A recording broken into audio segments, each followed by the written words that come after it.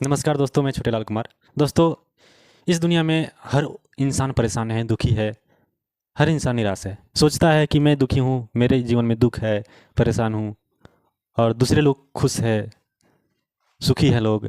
लेकिन सुखी कोई नहीं है यहाँ। कौन सुखी है यहाँ? हमें अपने से दिखाई देता है कि जिनके पास धन संपत्ति संपन्नता है, बड़े उद्योगपति हैं, कंपनियों के मालिक है, एमपी एमएलए सीएम पीएम है, वे लोग सुखी हैं। वे हमें दिखाई पड़ता है, लेकिन अगर निजी ज़िंदगी में उनके देखें तो जितने परेशान दुखी हम हैं, उतना ही परेशान वे लोग भी हैं। वे लोग भी अपनी ज़िंदगी में खुश नहीं हैं, अपने संपन्नता से खुश नहीं हैं। हमारी नज़रें सिर्फ अभाव पे रहता है। जहाँ हमारे पास अगर साइकिल है तो मोटरसाइकिल लेना चाहेंगे, मोटरसाइकिल है तो कारें लेना चाहेंगे। हमारे पास जो नहीं है उस पर हमारी नज़र है। हमारी स्वभाव ही है एक नई चीज़ों की डिमांड करना, नई चीज़ों की मांग करना, आशाओं की इच्छाओं की बढ़ाते जाना। इस करके हर इंसान परेशान है। जो बड़े हैं वो उससे बड़े होना चाहते हैं, उनका भी इच्छाएं कम नहीं हुई, वो लोग भी अपने आप को संतुष्ट नहीं हो पाए, पूर्ण नहीं हो पाते।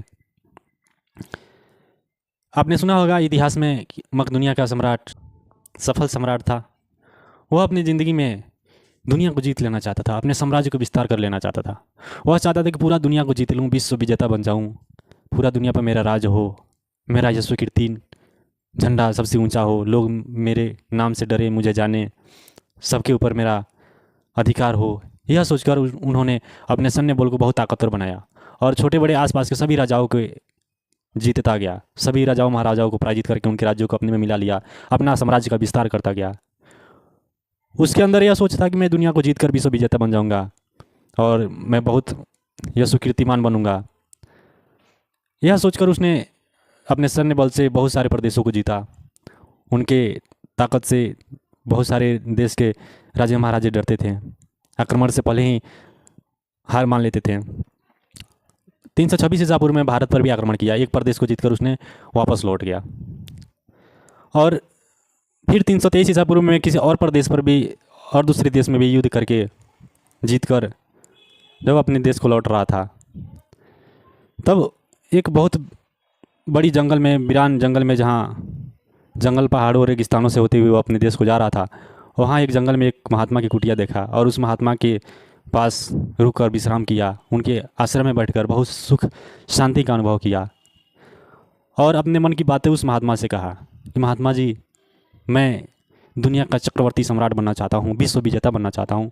मेरी इच्छा है कि पूरी दुनिया मेरा यीशु कीर्तिमान गाए, मेरा नाम हो, मेरी जयकार हो, मैं पूरी दुनिया को जीत लेना चाहता हूँ। यह सुनकर महात्मा ने मुस्कुराए और बोले, ठीक है बेटा, तुम्हारी मर्जी है तो तुम अपनी ज़िंदगी में जो करना चाहो कर सकते हो। लेकिन सिकंदर ने बोला कि महात्मा जी, मुझे कुछ ऐसा युक्ति बता दीजिए, उपाय बता दीजिए, ताकि मैं अमर हो जाऊं, कभी ना मरूं, और पूरी दुनिया को जीतने के बाद मेरा इस दुनिया का भोग विलास करूं, राज्य करूं, मेरा कभी मृत्यु ना हो। लेकिन महात्मा ने समझाए, बोले कि बेटा, ऐसा कोई नहीं हुआ और नहीं हो सकता है। फिर बहुत रिक्वेस्ट करने के बाद बताया महात्मा की, देखो, जो मंदिर के सामने, मेरी कुटिया के सामने जो तालाब है, उस तालाब में सतयुग से आ रहा कुछ कहानियाँ का हिस्सा है, एक अमृत का घड़ा, वह तालाब के बीचों बीच में है और उसमें अमृत है। उसे तुम पी लोगे तो सदा के लिए अमर हो जाओगे, कभी नहीं मरोगे, नहीं तुम्हें कोई मार पाएगा, ना कभी तुम्हारे मृत्यु आएगी। लेकिन गलती से एक कौवा ने उसे, पक्षी ने पी लिया है और वह उसकी रखवाली करता है और किसी को उस घड़े को निकालने नहीं देता और सोचता है कि मैं पीकर गलती कर दिया हूँ, लेकिन दूसरे पीकर इसे गलती ना करें। और वह कई सदियों से वो कौवा जीवित है, नहीं मर पाता, उसकी मृत्यु नहीं होती। राजा ने बहुत खुश हुआ। सिकंदर ने बोला कि ठीक है, कौवा पक्षी की बात अलग है, मैं पीकर और अमर होना चाहता हूँ, मैं दुनिया पे राज करना चाहता हूँ, बहुत दिनों तक अपने जीवन का भोग भोगना चाहता हूँ। यह कहकर अपने सैनिकों से उस घड़े को निकलवाया। तब तक कौवा ने आकर उस घड़े के ऊपर बैठ गया और सिकंदर से रोने लगा, याचना करने लगा कि हे सिकंदर, यह अमृत में घड़ा को पीने से पहले तुम मेरे को मार दो। मैं गलती से इस घड़े की अमृत को पी लिया हूँ, मैं कई सदियों से ज़िंदा हूँ, मेरी मृत्यु नहीं होती, मैं इस दुनिया में जीना नहीं चाहता, यह ज़िंदगी बहुत उदास है, मेरे सामने कई पीढ़ियाँ जन्म ली, जवान हुई, बूढ़ी हुई, मर गई। कई पीढ़ी बहुत नीरस दिखाई देती है ज़िंदगी। जिसे तुम क्षणभंगुर ज़िंदगी को बहुत सुंदर दिखते हो, बहुत अच्छा महसूस कर रहे हो, यह कुछ पल के लिए सुंदर है, लेकिन अगर तुम हमेशा के लिए अमर हो जाओगे तो बहुत ही नीरस दिखाई देगी। यह ज़िंदगी तुम्हें बोझ लगने लगेगी। वैसी मेरी ज़िंदगी मुझे बोझ लगने लगी है। तुम मुझे मार दो और इस अमृत को पी लो और अमर हो जाओ, मैं मना नहीं करूँगा। उस कौवे की हृदय की पुकार को सुनकर सिकंदर का मन बदल गया। उन्होंने अमृत को घड़ा को फिर वापस उसी तालाब में रखवा दिया। फिर उसने हिम्मत नहीं हुई उस घड़े को अमृत को पीने के लिए। फिर सिकंदर ने पूछा कि महात्मा, ठीक है, मैं इस बातों को छोड़ता हूँ, लेकिन आप बताएं कि मैं कब तक जीवित रहूँगा, कब तक इस दुनिया पे राज कर पाऊँगा, मैं कितना दिन जिंदा रहूँगा। महात्मा ने बोले कि सिकंदर, यह धरती तुम्हारे लिए जिस दिन चांदी की हो जाएगी और आसमान सोने की हो जाएगा, उस दिन तुम्हारी मृत्यु हो जाएगी। सिकंदर ने सोचा कि आज तक इतिहास में कभी ऐसा नहीं हुआ कि धरती चांदी का और आसमान सोने का हुआ हो, लेकिन ऐसा लगता भी नहीं है कि आगे होगा, लेकिन हो सकता है कि कभी हो। फिर भी मैं बहुत दिनों तक जिंदा रहूँगा, यह आशा करके उन्होंने इस बात को टालते हुए वहाँ से सैनिक लेकर चल दिया अपने देश को।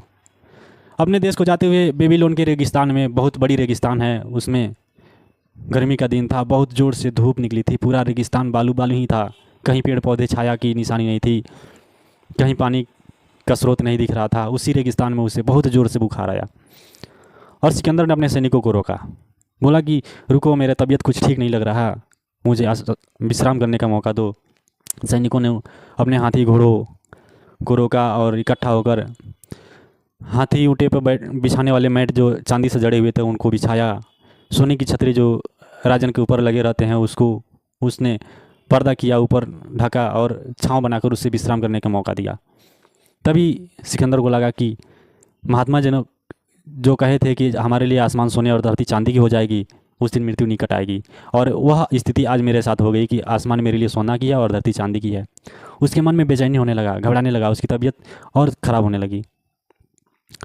उसने बहुत दुखी मन से, बेचैन मन से अपने वैद्य हकीमों से हाथ जोड़कर विनती किया कि मुझे कोई भी उपाय करके मुझे मेरे घर तक पहुंचा दो, मैं ज़िंदा अपने घर तक पहुंचना चाहता हूं। मेरे ज़िंदगी का सबसे प्यारी, सबसे प्रेम अगर किसी से है तो मेरी माँ है। मैं अंतिम समय में अपने माँ से मिलना चाहता हूँ, मुझे वहाँ तक जीवित ले चलो।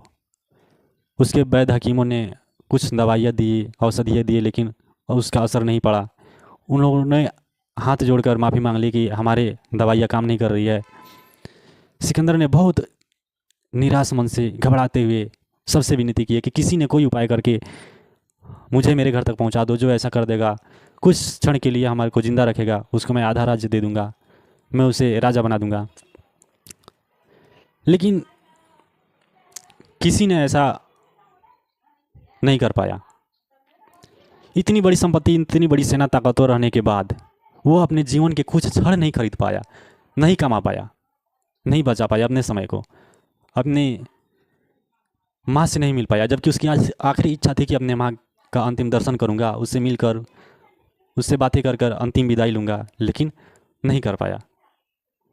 बहुत परेशान, ज़िंदगी में विश्व विजेता बनने वाले सिकंदर, जीतने वाले, कुछ समय ना खरीद पाया, हार गया और बोला कि ठीक है, मेरे मरने के बाद मेरे शव को मेरे राज्य में ले जाना और छोटे से राज्य में रथ पे लेटाकर मेरे हाथ को रथ के सामने फैलाकर मेरे राज्य में घुमा देना और एक तख्ती पे लिख कर टांग देना कि दुनिया को जीतने वाला विश्व विजेता सिकंदर। अंत समय खाली हाथ गया, कुछ लेकर नहीं गया। दोस्तों, सिकंदर ने यह मैसेज दिया कि दुनिया को जीत लो, लेकिन अंत समय हार के ही जाओगे। यहाँ कोई जीता नहीं है, यहाँ सब, तुम किस लिए परेशान हो, क्या पाकर अकड़ रहे हो और क्या खोकर रो रहे हो। कुछ यहाँ खोने के लिए नहीं है और ना कुछ पाने के लिए है। चक्रवर्ती सम्राट अशोक ने यह संदेश दिया कि इस दुनिया में जीत कर भी कुछ जीतना नहीं होता है, पाकर भी कुछ पाना नहीं होता है और खोकर भी कुछ खोना नहीं होता। राजा दुखिया, रंग भी दुखिया, दुखिया सब बप्रीति हो, कहे कबीर एक संत ही सुखिया, जो मन को जीती हो। यहाँ जिसने अपने आप को अस्थायी कर लिया, ठहर गया, उसने सुख का अनुभव किया। जिसने भाग दौड़ लगाई, ज़िंदगी में बहुत कुछ पाना है, ये करना है, वो करना है, यहाँ सुखी हो जाऊँगा, वहाँ सुखी हो जाऊँगा, उसने कहीं सुख नहीं पाया। अंततः उसने पाया कि मेरा ही भागना व्यर्थ था, शायद दूसरे लोग पा लिए, दूसरे लोग सुखी हो लिए, सिर्फ मैं ही वंचित रह गया। लेकिन ऐसा कुछ नहीं है। आपने 2022 में लता मंगेशकर का इंटरव्यू सुना होगा, जो विश्व की बहुत सुप्रसिद्ध गायिका, जो अपने जीवन की बहुत सफल गायिका थी, जिनको देश को अन्य भाषाओं में बहुत अच्छे अच्छे गीत गाए, देश ने उन्हें भारत रत्न से सम्मानित किया, बहुत मान सम्मान दिए। उन्हें एक रिपोर्टर ने इंटरव्यू के दौरान पूछा कि आप तो बहुत सफल गायिका रही, आपको अगर अगले जन्म मिले तो क्या बनना चाहेंगी। उन्होंने बहुत निराशा मन से, बहुत दुखी मन से यह कहा कि सबसे पहले मैं अगले जन्म लेना ही नहीं चाहूँगी, क्योंकि यह दुनिया बहुत दुखदाई है, और अगर मजबूरी हो कि अगर जन्म लेना पड़े तो मैं भूलकर भी लता मंगेशकर नहीं बनना चाहूँगी, क्योंकि लता मंगेशकर का दुख लता ही मंगेशकर जानती है। हमारे नज़रों में बहुत सुखी है, बहुत सफल है अपने जीवन में अविवाहित जीवन गुजार दी, उनकी संपत्ति 300 करोड़ थी मरने के बाद तक। हमें लगता है कि बहुत सुखी है, बहुत सफल है, लेकिन वह सिर्फ हमारे नज़रों में है। वे सारे सफल लोग वैसे ही हैं जैसे हम अपने जीवन में परेशान हैं। 2024 के अंत में आपने बहुत विश्व प्रसिद्ध उद्योगपति रतन टाटा जी के बारे में सुना होगा। उनकी मृत्यु हुई। उन्होंने अपने जीवन में बहुत सारे उद्योग बैठाए, बहुत संपत्ति कमाया, देश में अपने संपत्ति का आधा संपत्ति लोगों को सेवा में दे दिए, ट्रस्ट में दे दिए, सरकार का सहयोग में दे दिए, जीवन भर अविवाहित रहे। देश ने उन्हें भारत रत्न की तरह सम्मान किया। सभी धर्मों के लोग, सभी मजहब के लोग बहुत सम्मान किए उन्हें, लेकिन वो अपने जीवन में स्त्रीत्व प्रेम से वंचित रह गए। जिनसे वह प्रेम किए थे उनको पा ना सके। जिंदगी भर वो अपने प्रेम के लिए तरसते रह गए। वह बहुत कुछ पाकर भी एक छोटी सी चीज़ के लिए, वह छोटी उनके लिए बड़ी चीज़ थी, उसे चूक गए, नहीं पा सके। हर व्यक्ति अपने जीवन में कुछ न कुछ चूक जाता है, वह असंतुष्ट ही रहता है। यह संसार फूल समरकों की सुंदर देख लुभायो। जैसे चंबल के फूल लगते हैं, उस पर तोते आते हैं, खूब सुंदर सुंदर फूल दिखाई देते हैं, पूरा वृक्ष हरा भरा भरा दिखाई देता है। शाखन लग गई, रुई उड़ गई, हाथ कछु नहीं आयो। उसमें जब रुई भर जाती है चंबल के फल में, तो रुई बन जाती है और हवा चलती है, रुई उड़ जाती है, कुछ नहीं दिखता फिर बाद में। अगर उस सुंदर चंबल की फूल को तोड़ लें तो कुछ मिनट में ही मुरझा जाएगी। वैसे ही संसार है, क्षणभंगुर है, तो हमें खूब सुंदर, खूब रस दिखाई देता है, खूब सुनहरा दिखाई देता है। हम हमेशा के लिए अस्थायी हो जाना चाहते हैं, सोचते हैं कितनी सुंदर दुनिया में हम अस्थायी हो जाएं, इसे छोड़कर ना जाएं। दुनिया की सारी खुशियाँ हमारे पास हो, हम इस दुनिया की भोगों को भोगें। यहाँ हम अपना पैर जमा लेना चाहते हैं। यहाँ किसी ने अपना पैर नहीं जमा पाया, न सिकंदर ने, न नेपोलियन ने, न बुद्ध ने, महावीर ने, किसी ने नहीं जमा पाया। दुखी तो वही हैं जो अपनी परिपूर्णता में, समग्रता में, अपने हर स्थितियों को स्वीकार करके जिए। अगर इस दुनिया में, अपने जीवन में सुख नहीं है, तो फिर दुख को क्यों अपना मान कर बैठे हैं? सुख भी चला जाएगा, दुख भी चला जाएगा, एक दिन हम भी चले जाएंगे। यह संसार का नियम है परिवर्तन। हर चीज़ बदलता रहता है, कुछ भी अस्थायी नहीं है। एक छोटे से पिंड से लेकर पूरा ब्रह्मांड तक, सूर्य, तारे, पृथ्वी, चंद्रमा, सारे घूम रहे हैं, गोल गोल घूम रहे हैं। वैसे ही हमारे जन्म, मरण, सुख, दुख, ये भी गोल गोल घूम रहे हैं। कुछ भी अस्थायी नहीं है, सब एक नए आयामों को दोहरा रहे हैं। इस संसार को, इस जीवन को जिसने होशपूर्वक जाना, उसने संसार को माया कहा, जगत को लीला कहा। फिर हम क्यों दुखी होकर जिए, निराश होकर जिए? अपने नाटक के पात्र में पात्रता को निभाएं, खुश होकर जिए, परिपूर्णता में जिए। मिलते हैं आपको नए वीडियो में। कैसा रहा मेरा यह वीडियो आप कमेंट करके ज़रूर बताएं। Thank you.